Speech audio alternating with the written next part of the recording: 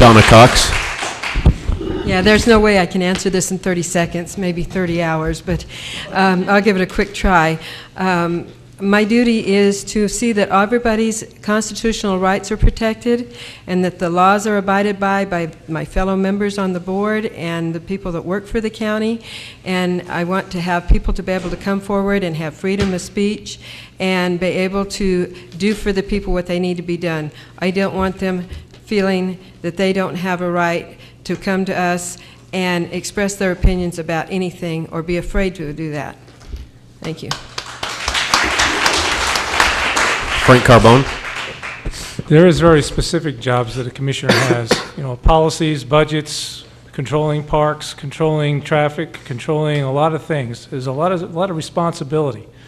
But the biggest responsibility is to make sure that the people in their districts, as well as the total community and as the county, to be heard and understand what they need and what we can do to support them and their needs. Darrell Lackey. Yeah, I believe it's a simple to answer. You're a public servant. You're hired by your neighbors to do a job and represent your neighbors who are busy doing work and busy raising their families. And it's to listen to what they want and what they need and to fulfill it with whatever means that you can at your disposal. Again, like Donna said, 30 seconds isn't enough to really, dive into this, but it's all about being courageous enough to be honest and to be truthful and to not be self-serving. Ken Searles. My wife asked me the same question some months back with regards to what the duties were, and since there is no specific job description, I spoke to 3 county commissioners. They indicated again, there's no specific job description. But as I envision it, it's basically management of other people's money, yours.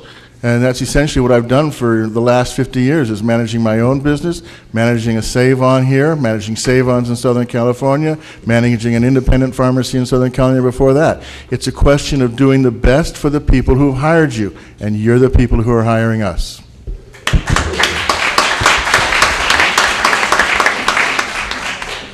Frank Carbone. I guess I'll take number 2. I hope it's not a hard one. Yeah. Well, Okay. I didn't. What is your safeguard from being influenced into corruption should you become elected to the Board of Commissioners? Oh, okay. Good question. Yeah, I got to make a note. Again, I'm beholden to nobody. I'm doing my campaign on my own dime. I don't listen to anybody that wants to come up and hand me a whole bunch of money and say, hey, how would you like to do these things for me? There's been too much of that in this town already and in this county. There's a tremendous amount of corruption, as has been pointed out, and I can tell you that it's not going to happen with me. I am my own person, and I don't listen to outsiders tell me what to do.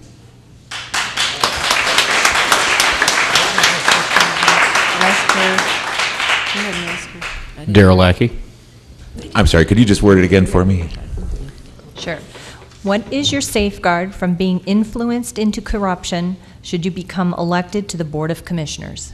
Well, first of all, money is a tool that you need in order to get by, but it's not my motivator in life. My motivator in life is to do, when someone says, something can't be done, I have 2 questions. First of all, should it be done? And second of all, why can't it be done? It's because people are not willing to do what it takes to get something done. If it's worthwhile, if something is worth doing, it's worth doing right. So whatever it takes to do it right. Now, again, I've been here for 8 years, and I've been talking the same stuff all the time, so that would make me a liar. Now I got to stand in front of you and be a liar? I'm not going to do that, ever. Andy Alberti. I guess corruption's in the eyes of the beholder, but I've been down that road when I was first elected. And I had somebody after a year come up to me and say, Andy, I'd never vote for you again because you've become just like those other guys. Well, I want you to know, for the next 2 years, I was not anything like those other guys, and I got reelected when I was leaving town, voluntarily. So the answer to your question is, I have my own conscience to live with, and that's what keeps me honest.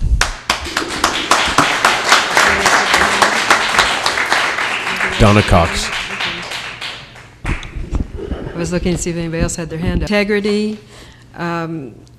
Money is not everything in life unless it's your money, and it needs to be protected. I can't be bought. I've proven that over and over again. There's nothing in this world that means more to me than helping somebody else out and protecting what they have, even more so than what I have, unless it comes to my children and my grandchildren. But I think you have to have honesty, and you have to have integrity, and you have to have the determination not to become corrupt. Thank you. Ken Searles. I don't think there's anybody on the board or anybody who's running for Commission District 3 that I know of would be anything less than integrity or having honesty. And I would speak for on myself as well.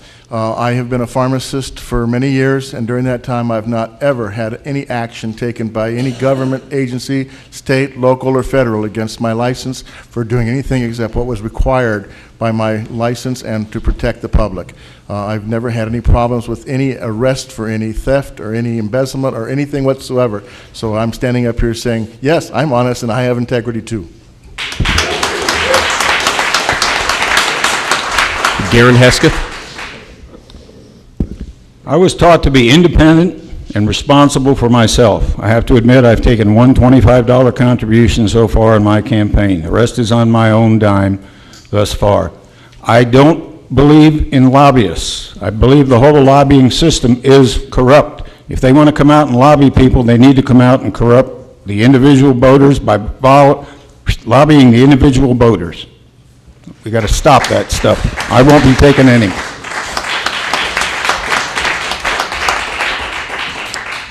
All right, folks, thank you very much. Let's have a round of applause for the candidates, please.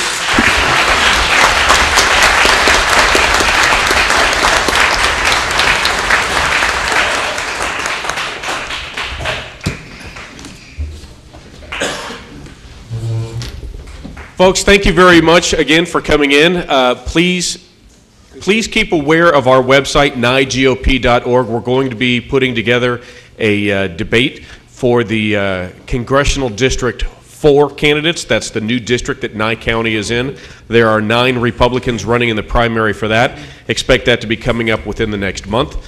And we look forward to you staying around with a little meet and greet of all the District 2 and District 3 candidates that are here tonight.